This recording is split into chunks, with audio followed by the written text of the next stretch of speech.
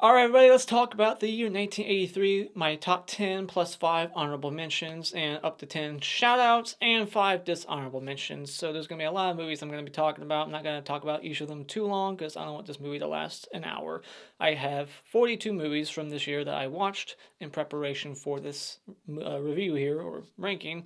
And I'm only going to be talking about up to 30 of them. And at the end, I'll let you know what the other 12 are that didn't make my video ranking at all. So here we go. Let's get right into it. Let's start with the bad shit first. My 5 dishonorable mentions from 1983, the year of Stephen King films and killer dog movies and David Cronenberg. And so, what is my number 1 for 5 movies that I did not like this year? Number 1 will be Scream Time. This is a movie with a very lame wraparound, the beginning and end. The setup is just almost like VHS, but then the wraparound at the end is just very quickly put together and pathetic. You get some nudity, but that's really the only good thing that comes from it. You got 3 or 4 very bad, dull, generic, just not even remotely scary or entertaining stories in it, and horrible acting and bad lighting. Next up is a super low budget supernatural slasher movie called Scalps. This movie is very bizarre. It opens up with a guy getting decapitated within 5 seconds, unexplained who he is or what's even going on. There's a guy whose hand gets possessed and he has to cut off his hand, but there's no more hand possessions from that moment on. There's people getting fully possessed towards the end. You have awful day for night photography, low budget, so it makes sense. And you got an unnecessary rape scene that makes no sense. And I like how she slaps the guy, he slaps her back, and then she's like, well, why'd you do that? Maybe because you slapped him. You have bad audio mixing, horrible audio in the film, and a terrible soundtrack that just never lets up. There's music playing throughout the entire movie that doesn't need to be there, that doesn't transition well from scene to scene, high-pitched, hurts my ears, makes them bleed. Don't like this movie. It's awful. Next up is another supernatural slasher movie that's also very low budget, and that is Bloodbeat. This is a killer samurai movie, and also I think Possession as well. This movie takes place on Christmas. Around Christmas, fails completely to even look and feel Christmassy at all, so there's no good atmosphere to the movie. It's very low budget and has very bad audio mixing as well. Horrible music used in this one also. It has lots of classical music being played throughout. They could only afford old music. There's laughable effects in the film, laughable optical effects. I don't know what the hell's going on in this movie. There's like moments that feel like something out of Dragon Ball Z, just shooting things out of their hands. I don't know what's happening. Like the last 10 minutes of this movie are so bad that it's kind of funny and worth checking out for that alone. I would just recommend fast forwarding to the end and watching that shit. But yeah, kills suck.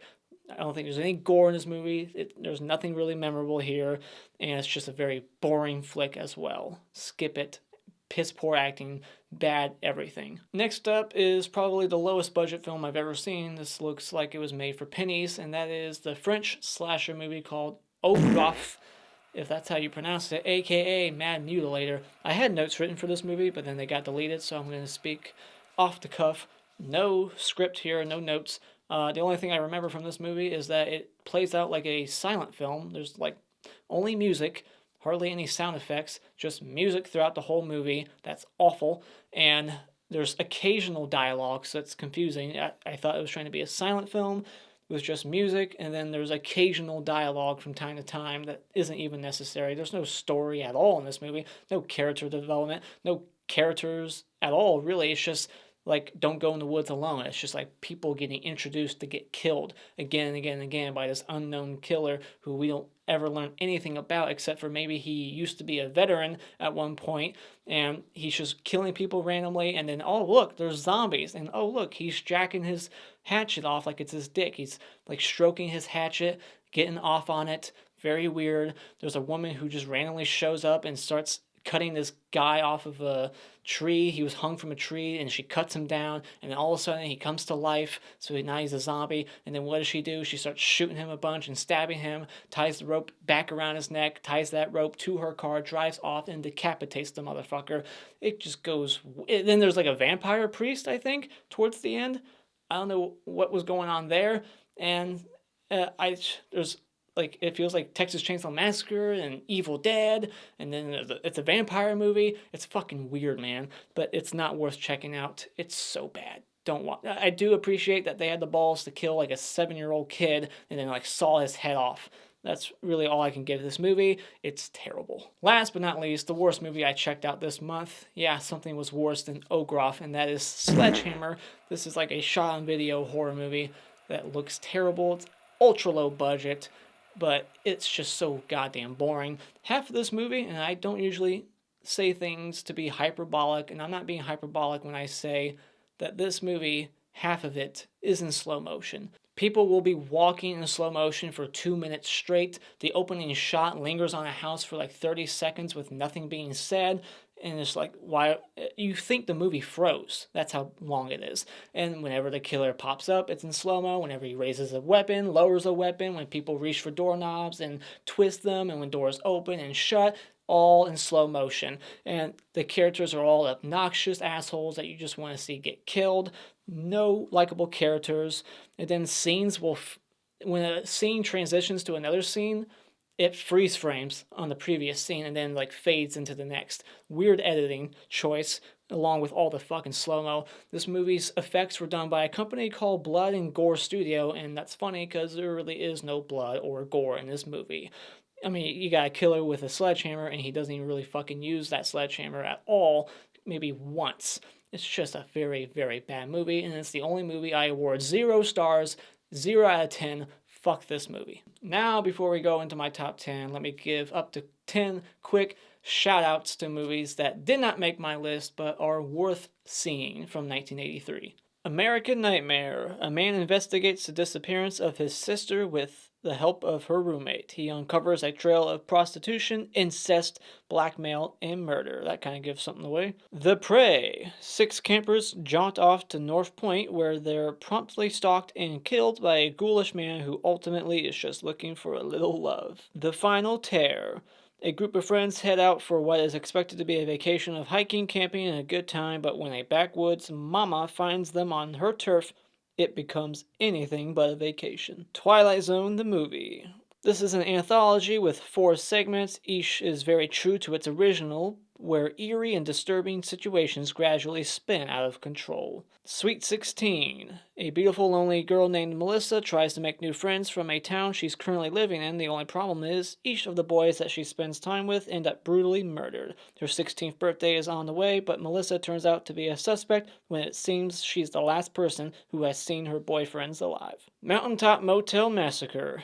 After several years in an insane asylum, Evelyn, the keeper of the Mountaintop Motel, is released and resumes doing business. She kills her young charge out of anger, but convinces the police it was an accident, and pushed into insanity, she then proceeds to target her guests. Of unknown origin, a man who recently completed rebuilding a townhouse becomes obsessed with a rat infestation until it becomes an interspecies duel. Microwave Massacre. Donald is having a hard time getting anything good to eat since his wife has decided to only cook gourmet foods. That and her constant harping causes him to snap, so he whacks her. Somewhere in the confusion, he comes up with a new use for the microwave oven and begins to eat much better. Curtains. 6 young actresses auditioning for a movie role at a remote mansion are targeted by a mysterious masked murderer. Last but not least, Angst. A killer is released from prison and breaks into a remote home to kill a woman, her handicapped son, and her pretty daughter.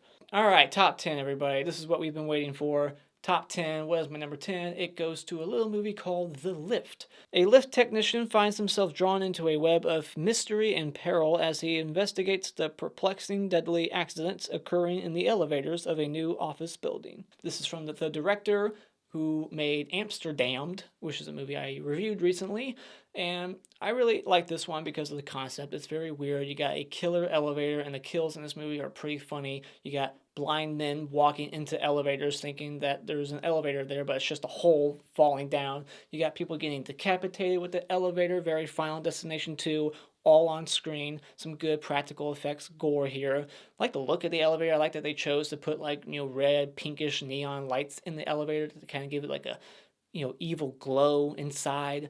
Just it's cheesy. I love the story. The third act could have been tightened a little bit. It's a little too long and just not a lot happens towards the end. but it's a good movie to check out. If you like Amsterdam, I think you'll like this movie because it has the same actor from Amsterdam. I thought it was well shot, and I thought it had some good dialogue. I wasn't really that bored watching it, so it's an interesting movie to check out, and that's why it's on my top 10 at number 10. Number 9, we'll go to a movie called Julie Darling, aka Mother of Death. A teenage girl whose inaction caused her mother's death arranges a similar gruesome fate for her stepmother and brother. This movie has the lead actor from Tenebrae, and I really like his acting in this movie. I like his character. I feel really bad for his character by the end of this movie, and I like how uncomfortable and unsettling this movie is. You got a daughter who is like obsessed with her father. She wants her father's attention, and she's also in love with her father. There's a moment where she is like having sexual fantasies about her father. You do have to suspend disbelief in a couple of moments, but I thought the movie was pretty good overall. It has some, decent suspense and a good score. I enjoyed it. Julie Darling is my number 9. Number 8 is a movie I already reviewed, and that is 10 to Midnight. An LAPD detective and his rookie partner are on the trail of a psychopathic young man who is murdering young women naked. This is a crime thriller slasher movie. You got a guy who is killing people, young beautiful ladies, naked. Sometimes his victims are naked, but for the most part, this guy is naked. He's running around butt ass naked because he doesn't want to get blood on his clothes. Smart. And it's just a wild movie. I really like Charles Bronson in the movie. I like his chemistry with his new partner and his daughter. I like the daughter character, and it has good dialogue, some good characters, and it was just interesting. I love the third act when the tables are turned and Charles Bronson is after the killer instead of the killer being after him and his daughter. He's after him now. Just like the way the third act plays out. Satisfying ending. Fun crime thriller to check out. Has plenty of horror elements to justify why it's on my list for top 10 horror movies. So if you haven't seen this one, check it out. From the director of Alligator comes Cujo. A Saint Bernard named Cujo contracts rabies and conducts a reign of terror on a small American town. This movie has Buddy from Just One of the Guys, briefly, and it also has Dee Wallace, and I think her performance is the best thing about this movie.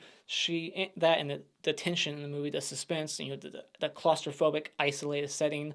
I like that. It gets a little tiresome by the end, because they're in there from like the middle of the movie. So it's like 40 minutes straight of them being just this little setting. So you might get tired of that setting after a while.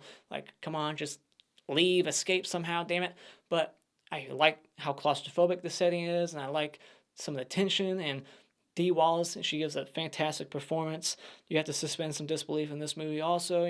Just how powerful this dog gets from like rabies. It's breaking this car down pretty badly. Like, it's busting the door handles off and breaking the windshield.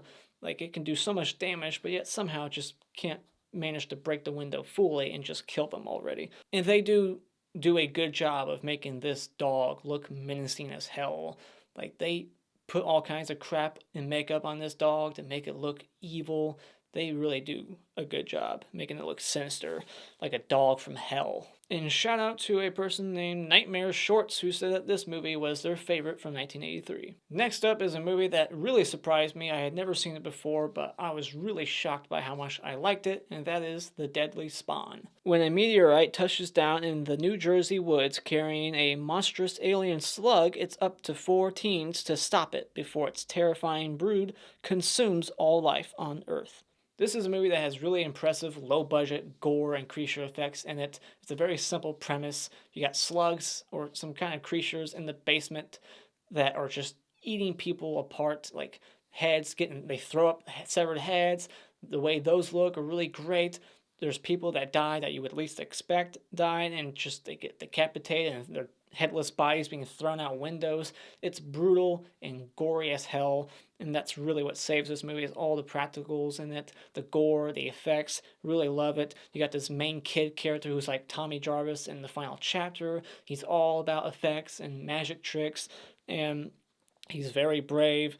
And my only problem is that the low budget, it just makes it all take place at this one house, one setting throughout the entire movie, basically. And it's not a very interesting setting. It's not an atmospheric movie. It's not, they don't really use the setting all that well. And plus, there's too many survivors by the end of this movie. If they just killed one or two more people, I think it would help the movie even more. Just throw some more gore effects our way. Next up is a John Carpenter movie called Christine. A nerdish boy buys a strange car with an evil mind of its own, and his nature starts to change to reflect it. This is a movie that has a really good cast. I mean, you got Arnie from Dress to Kill and Jaws 2. You got Robert Prosky. You got Radish, very briefly, from Final Exam. And you got Ted from Friday the 13th Part 2 and Just One of the Guys. So I like the cast in this movie. Love John Carpenter's direction. The score is fantastic and very catchy. It has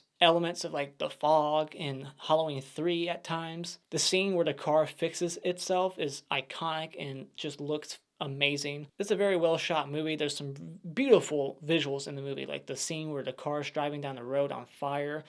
That's a great shot. My only problems with the movie is that I wish the deaths of the bullies were done better, a little bit more cathartic. Just the way some of them were shot weren't that great. Like the one bully gets ran over and it's a weird cut to him just being on fire. I wish that stuff was done a little bit different and better. Wish we could have actually seen the one guy get like chopped in half when he got hit. You know, they talk about how they had to scrape him up with a shovel, and he's like, that's what you do with shit, right? You scrape it up with a shovel. There's some good dialogue and quotable lines in this movie. And I just feel like the story progresses very quickly. Maybe it needed to be longer. Quick shout outs to people who chose this movie as their favorite. Raphael SZ. These are their usernames, Logan, GD, and Chongo Chalupa. They chose this one as their favorite, so there you go, shout out to you guys. Next up is a Cronenberg film starring James Woods. It's a mind trip of a movie, and that is Videodrome. A programmer at a TV station that specializes in adult entertainment searches for the producers of a dangerous and bizarre broadcast. I love having James Woods in this movie. I love him as an actor. I think he's terrific, and I like his character in Vampires. That's my favorite character he's ever played, but I like him in this movie too. He's got the world's kinkiest girlfriend.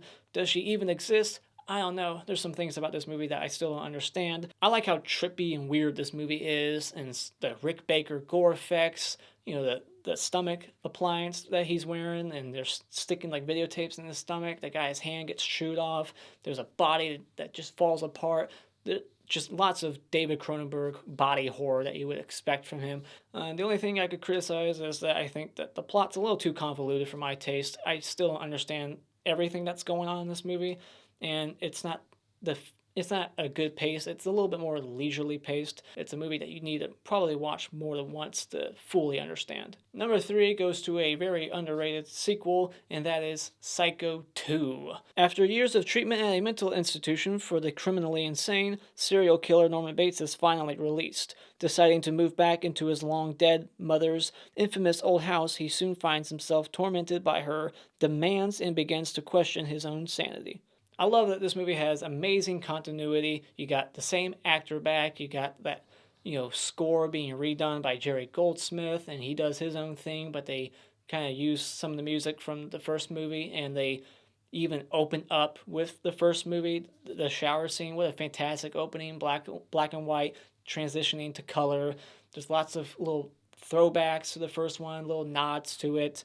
The shadow of Alfred Hitchcock on the wall. It's got a terrific cast and great performances. Dean Cundey's cinematography is really good in this movie, and it's got graphic kills. This one's definitely amping up the violence from part 1.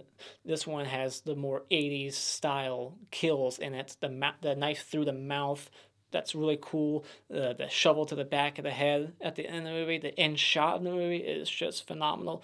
And, some effects might look aged, but it doesn't really hurt the film in my opinion. It's still fantastic. It's got a great mystery. You don't know what's going on. Is Norman losing it again?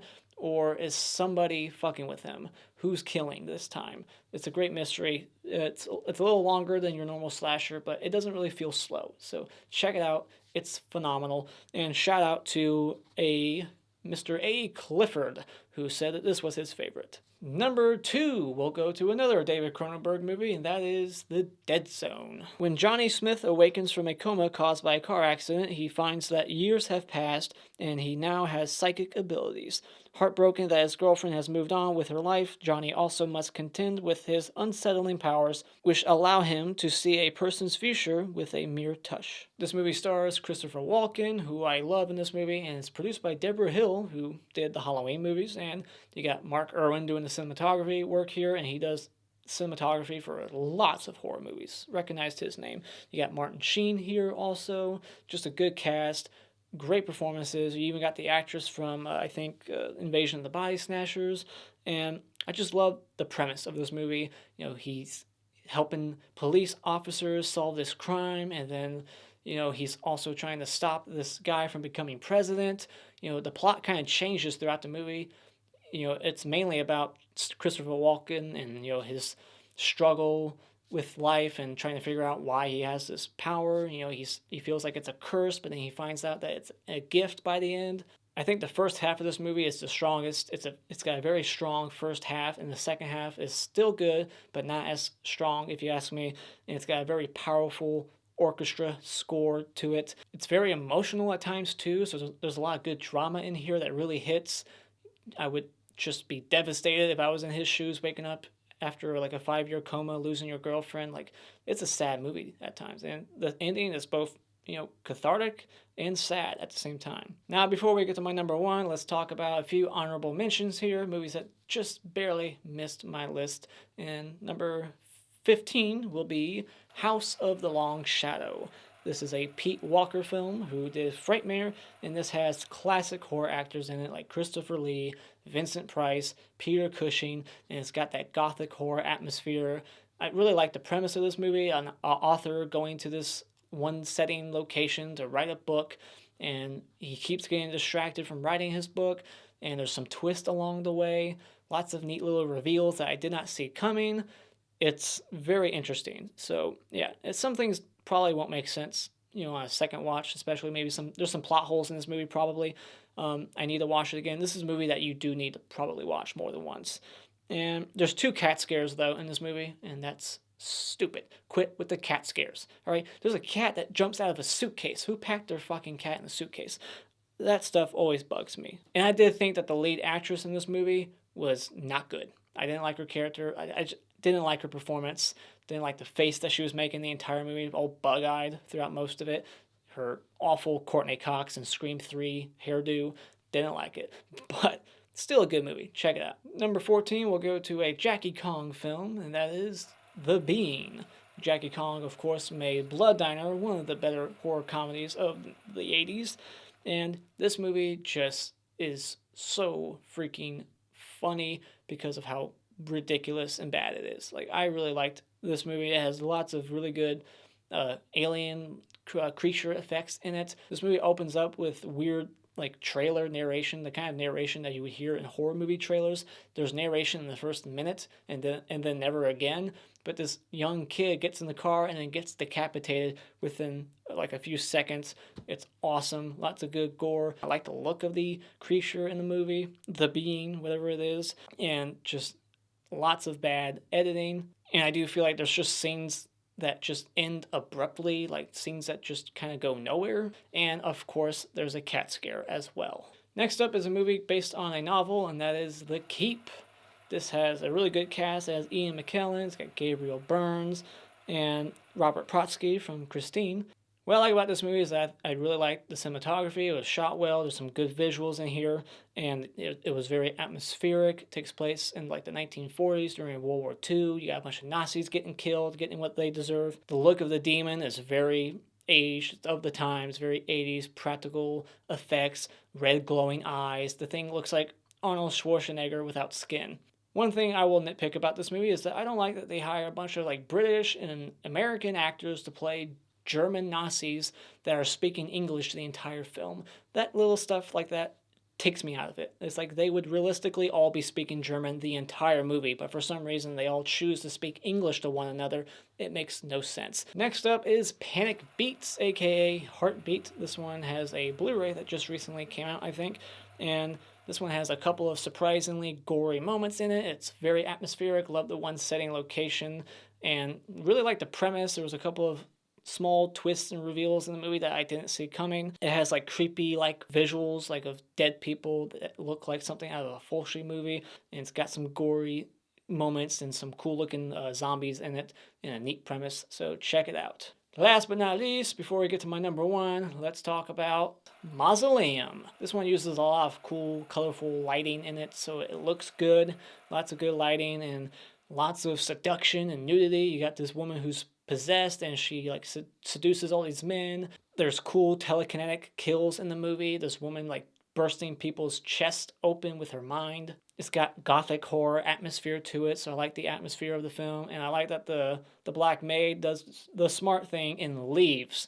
She's like, fuck this shit, I'm out, and she leaves and lives because of it. So I thought that was really funny, and I like that this is a demon possession movie that doesn't like try to steal from The Exorcist. It's not like a typical possession movie. Now let's talk about my number one. I've been telling you what it was this entire video. I'm wearing it on my shirt. Sleepaway Camp is my number one. Slightly disturbed and painfully shy, Angela Baker is sent away to summer camp with her cousin Ricky. Not long after Angela's arrival, things start to go horribly wrong for anyone with sinister or less than honorable intentions. What I love about this movie is basically everything. It's such an odd, memorable slasher flick that actually kills kids. It's all kids. They actually hire kids to play kids instead of like 30-year-olds to play 17-year-olds. I love the genuine camp setting, like atmosphere. It's an actual camp that they're shooting at, and it feels like a camp the entire movie, just like The Burning.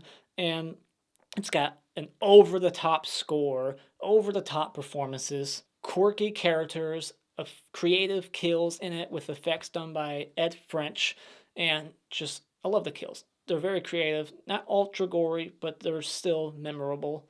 Just like the ending to this movie, which is one of the best shocking endings in horror history. I love the relationship between Angela and Ricky in this movie. He's got a foul mouth and he's cussing people out that are bullying her. You think maybe he's the killer. It's a whodunit, and it's very quotable. Fuck a man, asshole. Eat shit and die. Eat shit and live, Bill. Just so many quotable lines. I just can't say enough about it. So one thing I want to do real quick is point out things I actually noticed for the first time while watching it for like the 100th time. And that is there's a boom mic shadow on the boat at the beginning when the boat flips over or they fall off the boat. I didn't notice that. And how come the gay dad on the shore, the one who's like, John, how come he doesn't go in and like try to rescue one of them? They're like, there's a shot of one of the kids drowning. He doesn't even go in to rescue one of them. I never thought about that before. It's like, go in and help, you son of a bitch. And then there's dummies on the boat that like fly over the other boat. I didn't notice that before. And Ricky's hats in this movie seem to be teleporting. He has one hat in the rec hall that is like the cowboy hat. It teleports from shot to shot. It's in different spots. His hat when he's playing baseball teleports from off his head on the ground, him walking off frame, and we cut to the next shot. His hat's on his head again, so it's, you know, that hat is teleporting as well. And the opening text, one of the opening texts in the movie that says like 8 years later, it fades away, but then it pops back up for like half a second. I also noticed that the word bodybuilding was misspelled on Ronnie's shirt this time, and Jonathan Tiersten's last name was misspelled in the credits. I noticed that the two guys next to Judy in the rec hall, they completely turn into different people from shot to shot. One guy has a band-aid on his face, and then the next guy clearly doesn't. He's a lot bigger and older. And I also noticed that Meg and Ronnie must be wearing the same shorts. And I also noticed that the guy who gets killed by the bees, he chose the one bathroom stall that had a window behind it. I don't think the other ones did. So how convenient for the killer. And the stalls on the front, the handles were on the opposite side. Like the one stall had the handle on the right, and then the other one had it on the left. Wouldn't all the doors mirror each other and look the same? I also noticed that the killer must be ambidextrous because he's clearly holding the knife with his right hand, and then in some moments he's holding it with his left hand. Or her, or whatever. But that is my number one, and shout out to Justin Smith, David92, Carrie, Benjamin, Portway, and Guadalupe Martinez, who also chose this movie as their number one of 1983. Before I go, let me just quickly tell you what else I watched from this month, so you don't ask me, well, hey, have you seen this movie?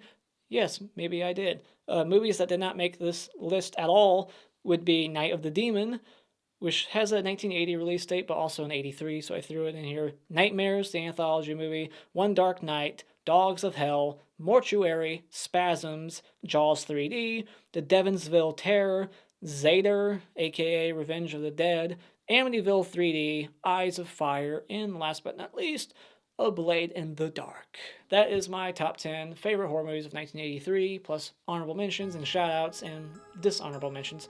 What are your thoughts on the year 1983? What is your favorite movie from this year? Least favorite? Let me know in the comments below. Thank you so much for joining me tonight. If you like what you've seen here, you can hit this like button and become a subscriber today just by clicking on my cartoon face in about 5 seconds. And until next time, auf Wiedersehen.